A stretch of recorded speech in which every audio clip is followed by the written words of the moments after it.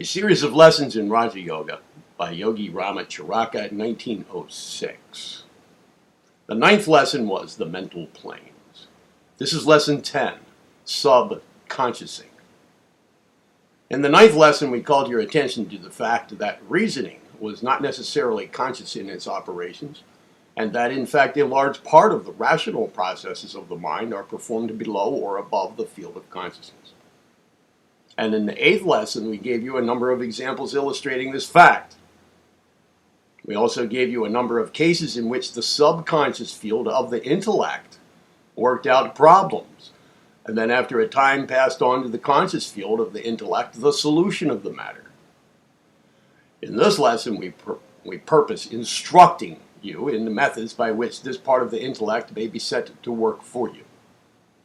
Many have stumbled upon bits of this truth for themselves, and in fact, the majority of successful men and women who have attained eminence in any walk of life have made more or less use of this truth, although they seldom understand the reason of it. Very few Western writers have recognized the work of this plane of the mind.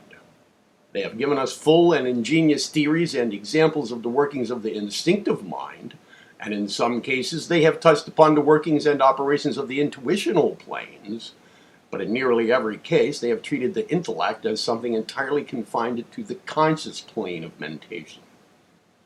In this, they have missed some of the most interesting and valuable manifestations of subconscious mentation. In this lesson, we will take up this particular phase of mentation and trust to be able to point out the way to use it to the best advantage, giving some simple instructions that have been given by the Hindu teachers to their students for centuries past. Such instructions, of course, being modified by us to conform to the requirements and the necessities of the Western student of today. We have taken the liberty of bestowing a new title upon this phase of mentation. We have thought it well to call it subconsciousing. The word sub, of course, means under, below, and the word consciousing is a favorite term employed by Professor Elmer Gates and means receiving impressions from the mind. In a general way, subconsciousing, as used in this lesson, may be understood to mean using the subconscious mind under orders of the conscious mind. By referring to our eighth lesson, we see mention made of the case of the man who indulged in what he called unconscious rumination, which happened to him when he read books presenting new points of view essentially opposed to his previous opinion. You will note that after a few days, weeks, or months, he found that to his great astonishment, the old opinions were entirely rearranged and the new ones lodged there. On the same page, you will see mentioned the case of Sir William Hamilton, who discovered an important law of mathematics while walking with his wife. In this case, he had been previously thinking of the missing link in his chain of reasoning, and the problem was worked out for him by the subconscious plane of his intellect. On the same page, and the one following, is found the case of Dr. Thompson, who gives an interesting account of the workings of this part of his mind, which caused him at times to experience a feeling of the uselessness of all voluntary effort, coupled with a feeling that the matter was working itself clear in his mind. He tells us that at times he seemed to be merely a passive instrument in the hands of some person other than himself, who compelled him to wait until the work was performed for him by some hidden region of the mind.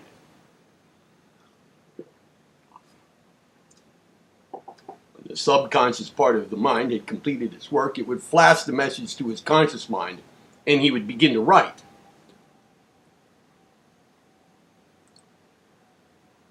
We also made mention of the great French chemist Berthelot, who relates that some of his best conceptions have flashed upon him as from the clear sky. In fact, the eighth lesson is largely made up of examples of this kind, and we ask the student to go back over these in order to refresh the mind with the truth of the workings of the subconscious mentality. But you will notice in nearly all the cases mentioned that those who related instances of the help of the subconscious mind had merely stumbled upon the fact that there was a part of the mind below consciousness that could and would work out problems for one, for it would somehow be set in operation. And these people trusted to luck. These people trusted to luck to start that part of the mind in operation. Or rather, they would saturate their conscious mind with a massive material, like stuffing the stomach with food, and then bid the subconscious mind sort, separate, arrange, and digest the mental food, just as does the stomach and digestive apparatus digest the natural food outside the realm of consciousness or volition. In none of the cases mentioned was the subconscious mind directed specially to perform its wonderful work.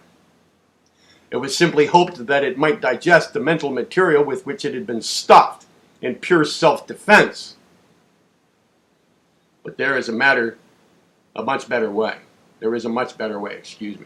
and we intended to tell you about it. The Hindu yogis, or rather those who instruct their pupils in Raja Yoga, give their students directions whereby they may direct their subconscious minds to perform mental tasks for them, just as one may direct another to perform a task. They teach them the methods whereby, after having accumulated the necessary materials, they may bid the subconscious mentality to sort it out, rearrange, analyze, and build up from it some bit of desired knowledge. More than this, they instruct their pupils to direct and order the subconscious mentality to search out and report to them certain information to be found only within the mind itself. Some question of philosophy or metaphysics. And when such art has been acquired, the student or yogi rests assured that the desired result will be forthcoming in due time, and consequently dismisses the matter from his conscious mind, and busies himself with other matters, knowing that day and night, incessantly, the subconsciousing process is going on, and that the subconscious mind is actively at work collecting the information or working out the problem. You will see at once the great superiority of this method over the old hit or miss, hope it will work plan pursued by those who have stumbled upon bits of the truth.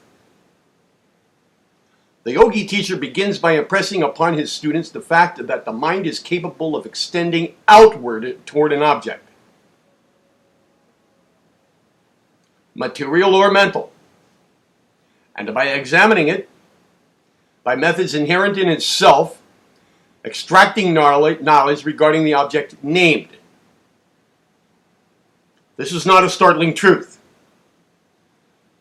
because it is so common, everyone employing it more or less every day. But the process by which the knowledge is extracted is most wonderful, and really is performed below the plane of consciousness, the work of the conscious mind being chiefly concerned in holding the attention upon the object. We have spoken of the importance of attention in previous lessons, which will be well for you to go back over at this time.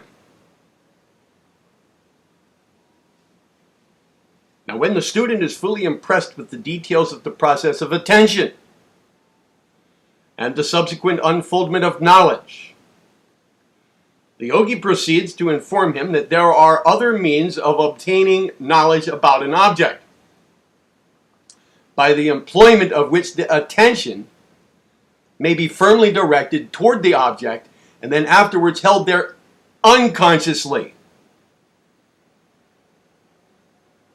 That is, a portion of the attention or a subconscious phase of mentation, which will hold the subconscious mind firmly upon the work until accomplished, leaving the conscious attention and mentality free to employ itself with other things.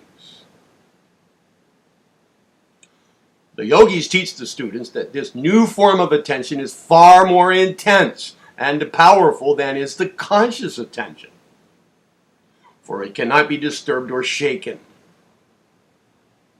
or distracted from its object, and that it will work away at its task for days, months, years, a lifetime if necessary, according to the difficulty of the task, and in fact carries its work over from one life to the next, unless recalled by the will.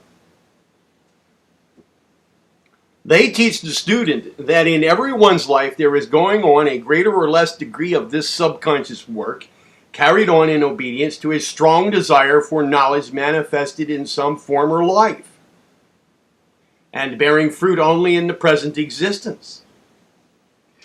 Many important discoveries have been made in obedience to this law, but it is not of this phase of the matter that we wish to speak in this lesson.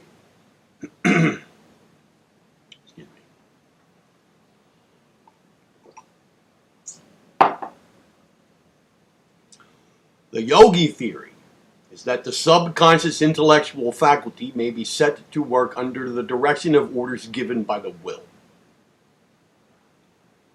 All of you know how the subconscious mentality will take up an order of the will, or a strong wish that the person be awakened at a certain hour in order to catch a train. Or in the same way how the remembrance of a certain engagement at, say, 4 o'clock will flash into the mind when the hands of the clock approach the stated hour. Nearly everyone can recall instances of this sort in his own experience. But the yogis go much further than this. They claim that any and all faculties of the mind may be set going or working on any problem if ordered thereto by the will. In fact, the yogis and their advanced students have mastered this art to such a surprising extent that they find it unnecessary to do the drudgery of thinking in the conscious field, and prefer to relegate such mental work to the subconscious, reserving their conscious work for the consideration of digested information and thought presented to them by the subconscious mind.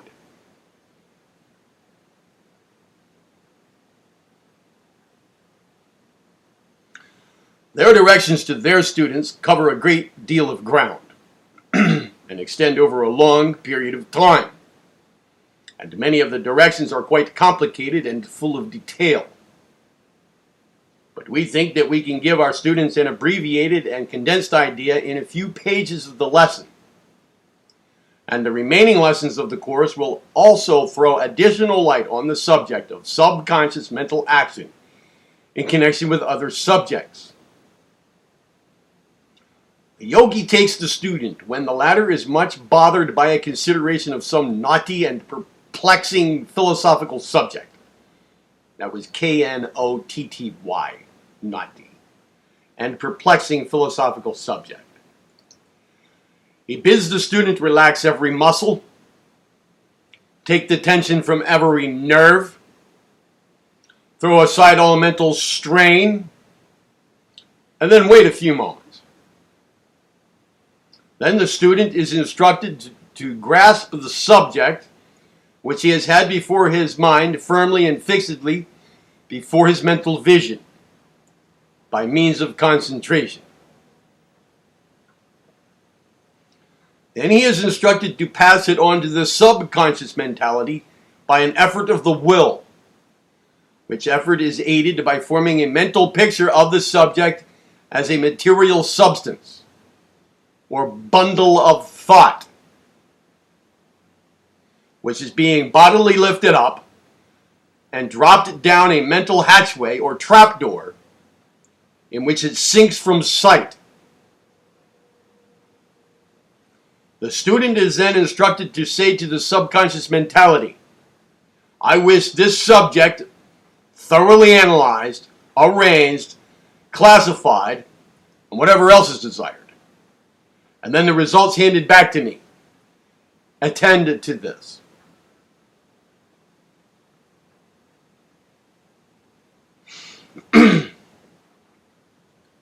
That is what the student says to the subconscious mentality.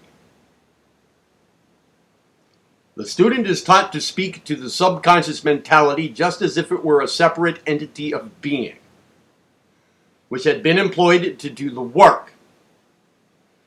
He is also taught that confident expectation is an important part of the process, and that the degree of success depends upon the degree of this confident expectation.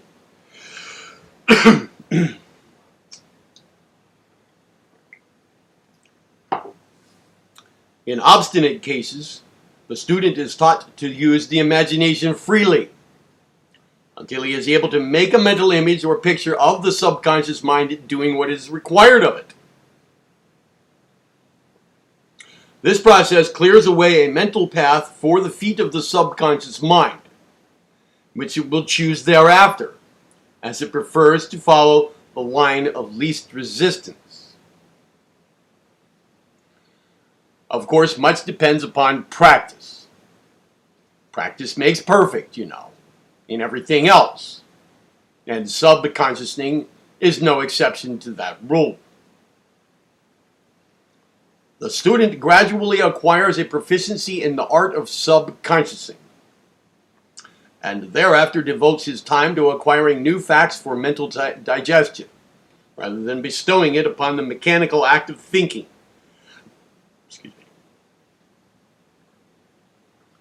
But a very important point to be remembered is that the willpower back of the transferred thought material, which willpower is the cause of the subconscious action, depends very greatly upon the attention and interest given to the acquired material. This mass of thought material, which is to be digested and threshed out by the subconscious mind, must be well saturated with interest and attention.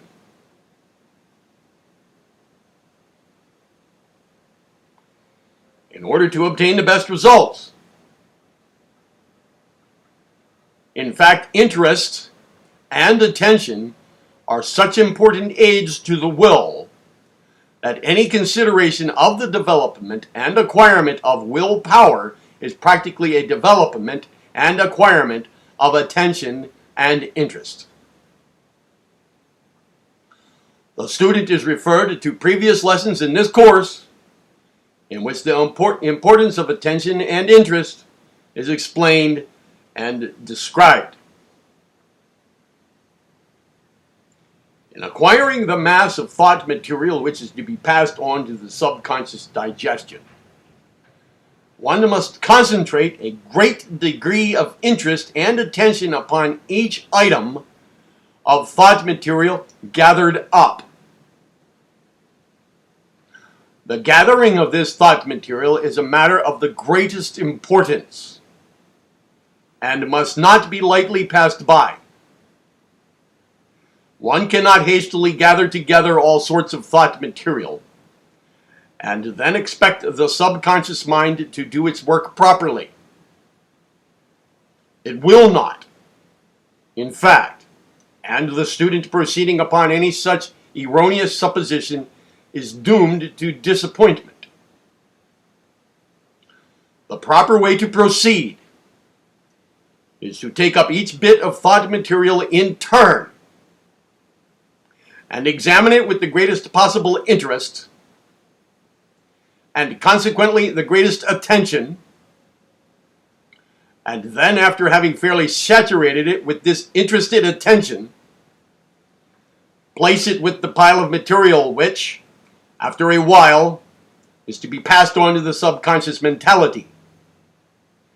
Then take up the next bit of material, and after giving it similar treatment, pass it along to the pile also.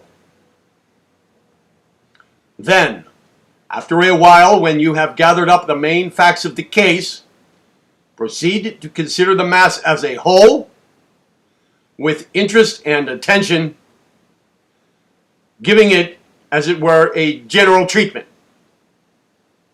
Then, drop it down the trapdoor into the subconscious mind with a strong command. Attend to this thought material, coupled with a strong expectant belief that your order will be obeyed. The underlying idea of this treatment of the thought material with interest and attention is that By so doing, a strong mental image is created, which may be easily handled by the subconscious mind. Remember that you are passing on thoughts for the subconsciousness to act upon. And the more tangible and real these thoughts are, the better can they be handled. Therefore, any plan that will build these thoughts up into real things is the plan to pursue. And attention and interest produce just this result. If we may be pardoned for using a homely and commonplace illustration, we would say that the idea may be grasped by the illustration of boiling an egg, whereby the fluid white and yolk becomes solid and real. Also, the use of a shaving brush by a man, by which the thin lather is gradually worked into a rich, thick, creamy mass, is an illustration. Again, the churning of butter is a favorite illustration of the Hindus, who thus call the attention of their students to the fact that thought material, if worked upon with attention and interest, become thought forms that may be handled by the mind just as the hands handle a material object. We ask you to think of these illustrations, for when you once grasp the idea that we wish to convey to you, you will have the secret of great thinking powers within your grasp. And this power of subconsciousing is not confined alone to the consideration of philosophical questions. On the contrary, it is applicable to every field of human thought, and may be properly employed in any and all of them. It is useful in solving the problems of everyday life and work, as well as to the higher flights of the human mind. And we wish every one of our students to realize that in this simple lesson, we are giving them the key to a great mental power.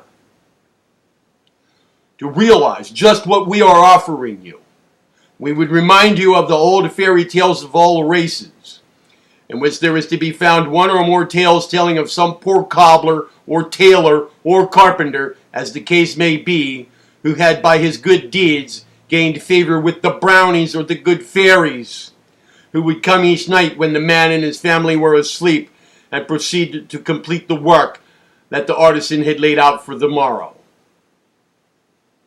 The pieces of leather would be made into shoes, the cloth would be sewed into garments, the wood would be joined and nailed together into boxes, chairs, benches, and what not. But in each case, the rough materials were prepared by the artisan himself during the day. Well, that is just what we're trying to introduce to you. A clan of mental brownies, loving and kindly disposed toward you, who are anxious and willing to help you in your work. All you have to do is to give them the proper materials and to tell them what you want done, and they will do the rest. But these mental brownies are a part of your own mentality, remember, and no alien and foreign entities, as some have imagined. A number of people who have accidentally discovered this power of the subconscious mind to work out problems and to render other valuable service to its owner have been led to suppose that the aid really came from some other entity or intelligence. Some have thought that the messages came from friends in the spirit land, and others have believed that some high intelligence, God or his angels, was working on their behalf.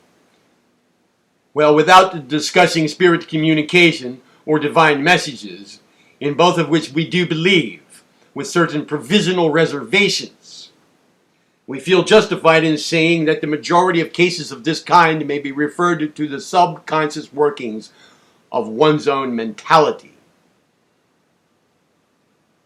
Each of us has a friend in his own mind. A score of them, in fact, who do delight in performing services for us, if we but allow them to do so. Not only have we a higher self to whom we may turn for comfort and aid in times of deep distress and necessity. But we have these invisible mental workers on the subconscious plane who are very willing and glad to perform much of our mental work for us if we will but give them the material in proper shape.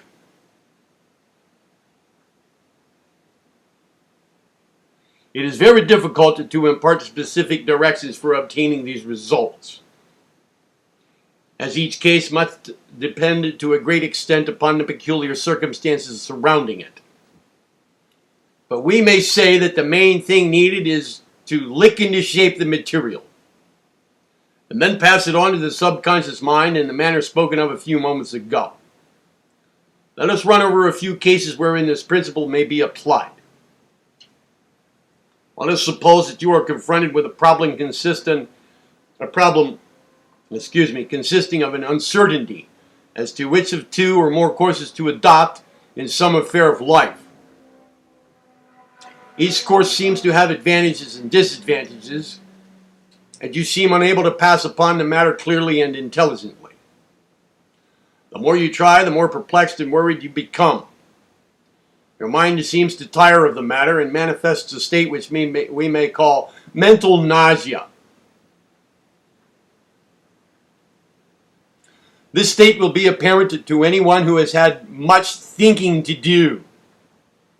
The average person, however, persists in going over the matter, notwithstanding the tired condition of the mind and its evident distaste for further consideration of the subject.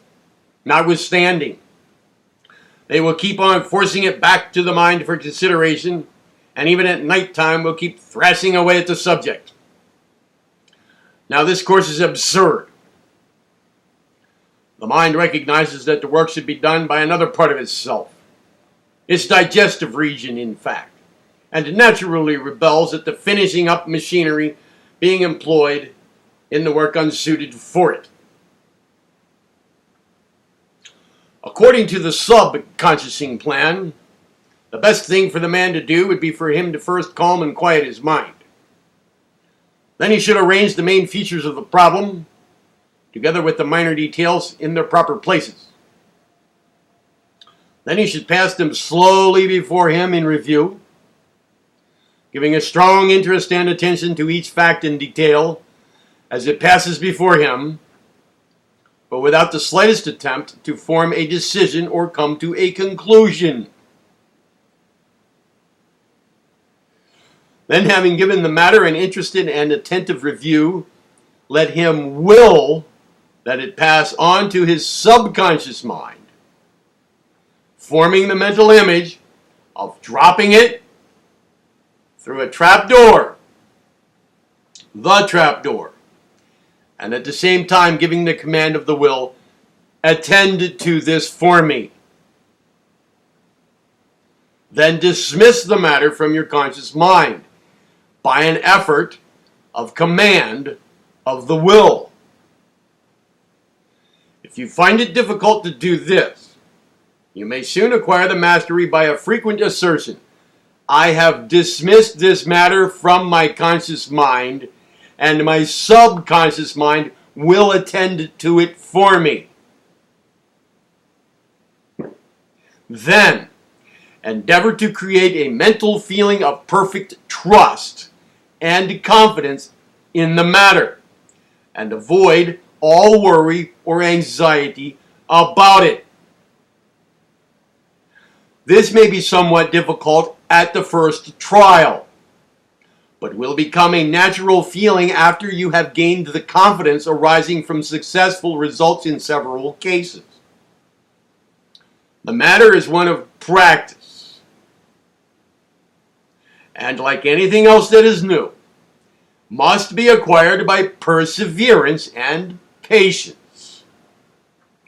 It is well worth the time and the trouble, and once acquired will be regarded as something in the nature of a treasure discovered in an unexpected place. The sense of tranquility and content, of calm and confidence that comes to one who has practiced this plan will of itself be worth all the trouble, not to speak of the main result. To one who has acquired this method, the old worries, frettings, and general stewed-up feeling will seem like a relic of barbarism. The new way opens up a world of new feelings and content. In some cases, the matter will be worked out by the subconscious mind in a very short time. And in fact, we have known cases in which the answer would be flashed back almost instantly, almost like an inspiration. But in the majority of cases, more or less time is required. The subconscious mind works very rapidly, but it takes time to arrange the thought material properly and to shape it into the desired forms. In the majority of cases, it is well to let the matter rest until the next day. In fact, it gives us a clue to the old advice to sleep over an important proposition before passing a final decision. If the matter does not present itself the following day, bring it up again before the conscious mind for review. You will find that it has shaped itself up considerably and is assuming definite form and clearness. But right here, and this is important, do not make the mistake of again dissecting it and meddling with it and trying to arrange it with your conscious mind. Instead, give it attention and interest in its new form, and then pass it again to the subconscious mind for further work.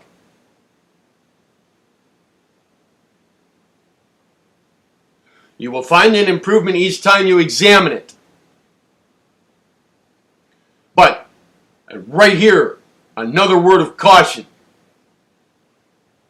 Do not make the mistake of yielding to the impatience of the beginner.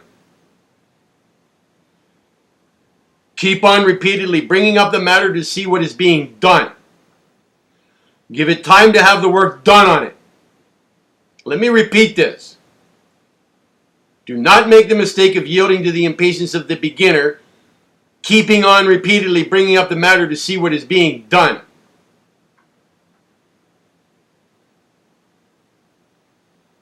Third time, do not make the mistake of yielding to the impatience of the beginner and keep on repeatedly bringing up the matter to see what is being done. Give it time to have the work done on it. Do not be like the boy who planted seeds and who each day would pull them up to see whether they've sprouted and how much.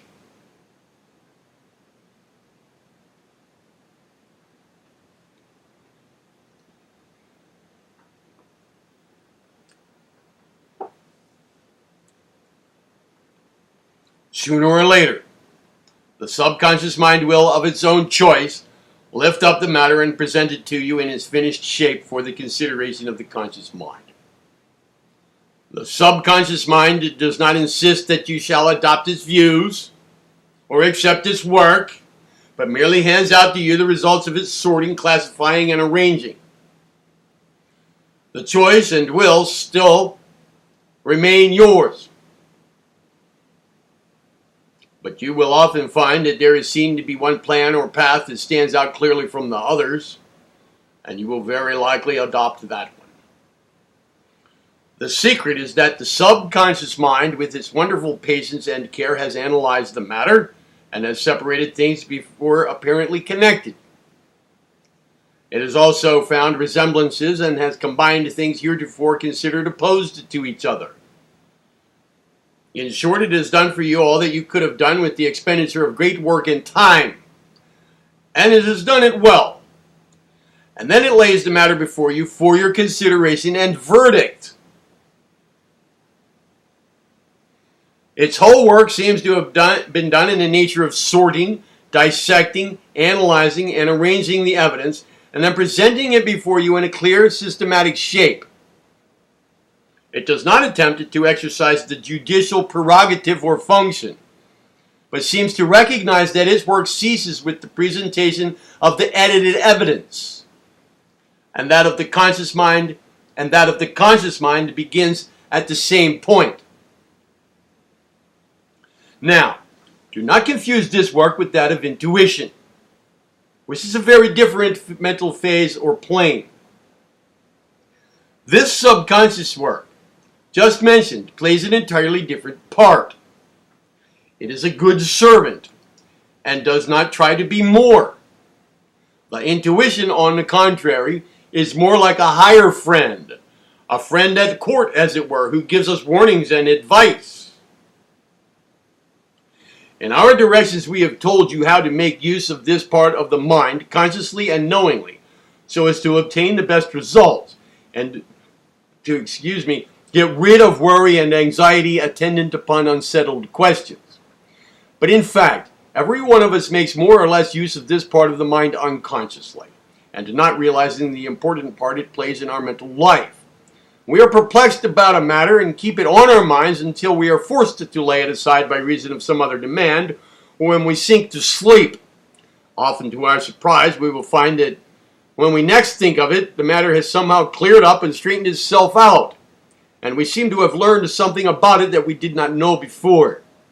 We do not understand it, and we're apt to dismiss it as just one of those things. In these lessons, we are attempting to explain some of those things, and to enable you to use them consciously and understandingly, instead of by chance, instinctively, and clumsily. We are teaching you mastery of the mind. Now to apply the rule to another case. Suppose that you wish to gather together all the information that you possess relating to a certain subject. In the first place, it is certain that you know a very great deal more about any subject than you think you do. Stored away in the various recesses of the mind, or memory if you prefer that term, are stray bits of information and knowledge concerning almost any subject. But these bits of information are not associated with each other. You have never attempted to think attentively upon the particular question before you, and the facts are not correlated in the mind. It is just as if you had so many 100 pounds of anything scattered throughout the space of a large warehouse, a tiny bit here and a tiny bit there, mixed up with thousands of other things. You may prove this by sitting down sometime and letting your thoughts run along the line of some particular subject, and you will find emerging into the field of consciousness all sorts of information that you had apparently forgotten, and each fitting itself into its proper place. Every person has had experiences of this kind. But the work of gathering together the scattered scraps of knowledge is more or less tedious for the conscious mind. And the subconscious mind will do the work equally well with the wear and tear on the without the wear and tear on the attention. In fact, it is the subconscious mind that always does the work, even when you think it's the conscious mind. All the conscious mind does is to hold the attention firmly upon the object before it, and then let the subconsciousness pass the material before it. But this holding the attention is tiresome work, and it is not necessary for it to expend its energies upon the details of the task, for the work may be done in an easier and simpler way. The best way is to follow a plan similar to the one mentioned a few pages back. That is, to fix the interested attention firmly upon the question before you, until you manage to get a clear, vivid impression of just what it is that you want answered. Then pass the whole matter into the subconscious mind with the command, attend to this, and then leave it. Throw the whole matter off your mind and let the subconscious work go on. If possible, let the matter run along until the next morning and then take it up for consideration when, if you have proceeded properly, you will find the matter worked out, arranged in logical sequence, so that your conscious attention will be able to clearly review the string of facts, examples, illustrations, experiences, and so on, relating to the matter in question. Now, many of you will say that you would like this plan to work in cases in which you have not time to sleep over it. In such cases, we will say that it is possible to cultivate a rapid method of subconsciousing, and in fact, many businessmen and women of affairs, businessmen and men of affairs, have stumbled upon a similar plan.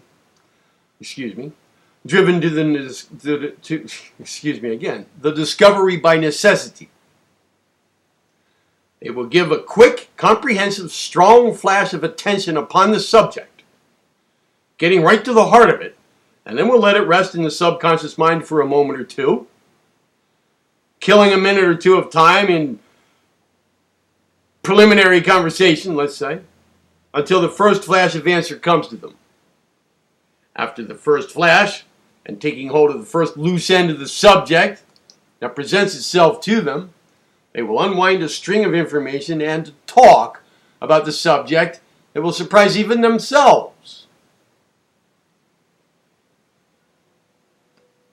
Many lawyers have acquired this knowledge and are what is known as resourceful.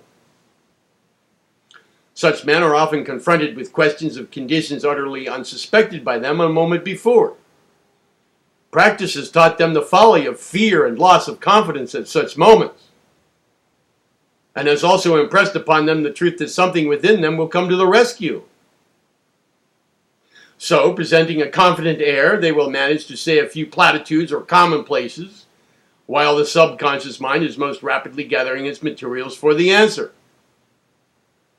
In a moment, an opening thought flashes upon the man, and as he continues, idea after idea passes before his conscious and eager attention, sometimes so rapidly that it is almost impossible to utter them, and whoa, the danger is over, and a brilliant success is often snatched from the jaws of an apparent failure and defeat. In such cases, the mental demand upon the subconscious mind is not voiced in words, but is the result of a strong mental need.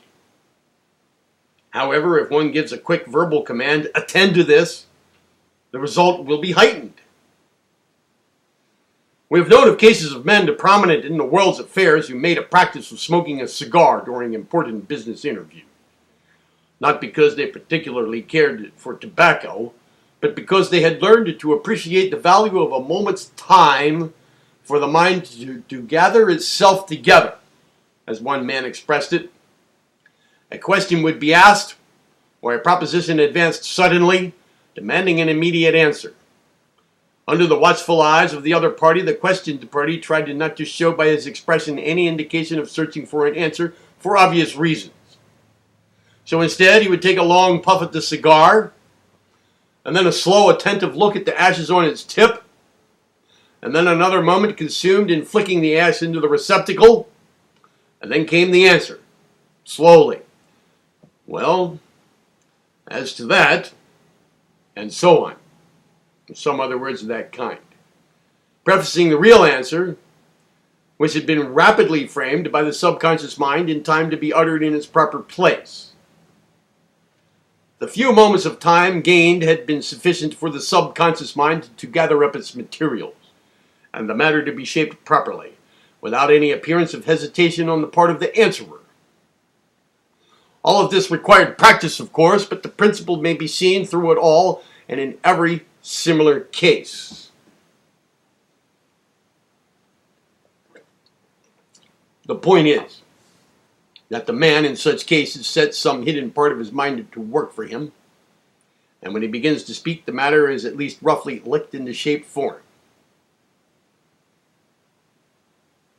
Our students will understand, of course, that this is not advice to smoke cigars during interviews of importance, but is merely given to illustrate the principle. We have known other men to twirl a lead pencil in their fingers in a lazy sort of fashion, and then drop it at the important moment. But we must cease giving examples of this kind, lest we be accused of giving instructions of worldly wisdom instead of teaching the use of the mind. The impressive pause of the teacher before answering his pupil's question is also an example of the workings of this law. One often says, "Stop, let me think a moment." And during his pause, he does not really consciously think at all, but stares ahead in a dreamy fashion, while his subconscious mind does the work for him, although he little suspects the nature of the operation. One has but to look around him to realize the importance and frequent application of this truth. And not only may the subconscious mind be used in the directions indicated on the preceding pages here, but in nearly every perplexity and problem of life may it be called upon for help. These little subconscious brownies are ever at our disposal and seem to be happy to be of service to us. And so far from being apt to get us in a position of false dependence, it is calculated to make us self-confident. For we are calling upon a part of ourselves, not upon some outside intelligence. If those people who never feel satisfied unless they are getting advice from others would only cultivate the acquaintance of this little home advisor within them,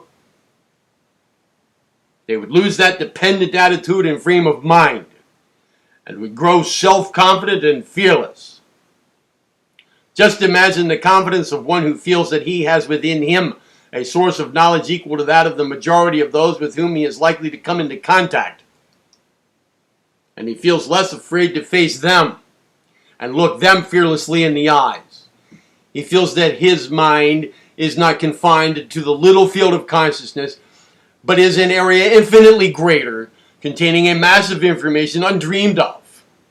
Everything that the man has inherited or brought with him from past lives, everything that he has read, heard, or seen, or experienced in this life is hidden away there in some quarter of that great subconscious mind, and if he will but give the command,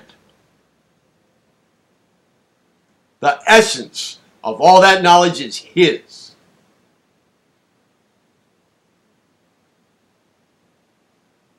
The details may not be presented to his consciousness, often it is not, for very good occult reasons. By the result, or essence of the knowledge, will pass before his attention, with sufficient examples and illustrations, or arguments to enable him to make out a good case for himself.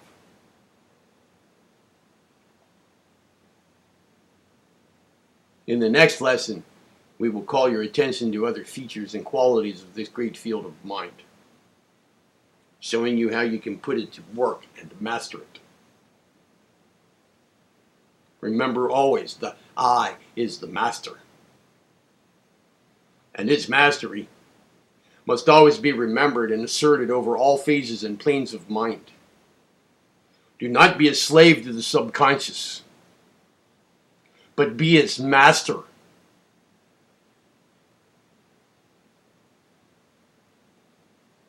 Mantra or affirmation for this lesson.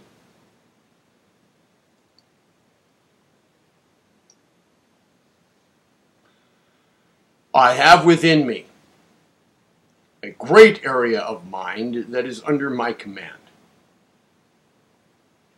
and is subject to my mastery.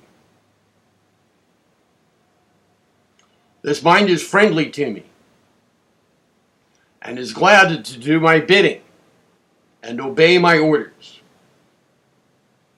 It will work for me when I ask it, and is constant, untiring, and faithful. Knowing this, I am no longer afraid, ignorant, or uninformed. The I is master of it all, and is asserting his authority. I am master over body, mind, consciousness, and subconsciousness. I am I,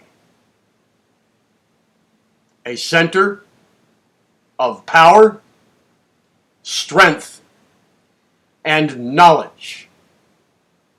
I am I, and I am spirit, a fragment from the divine flame.